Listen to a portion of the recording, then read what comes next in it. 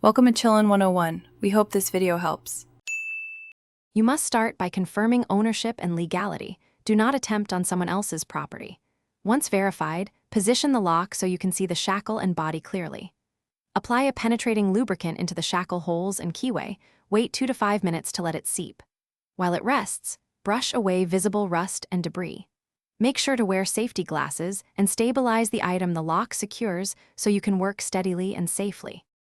Once the lubricant has soaked, try freeing the shackle with controlled motion.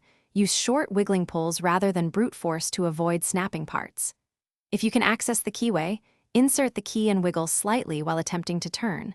The lubricant reduces friction and may free seize tumblers. Tapping the lock body lightly with a rubber mallet can help break internal corrosion. After tapping, reapply oil and repeat the gentle turning and wiggling. If nothing budges after a few safe attempts, stop and reassess.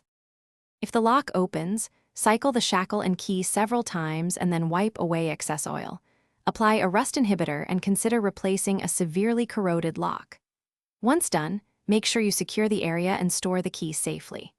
If the mechanism remains seized after careful, non-destructive attempts, document the lock with photos, confirm proof of ownership, and call a licensed locksmith rather than attempting destructive methods. A pro will avoid legal issues and prevent damage to the secured property. Thanks for watching. Consider subscribing if we helped you.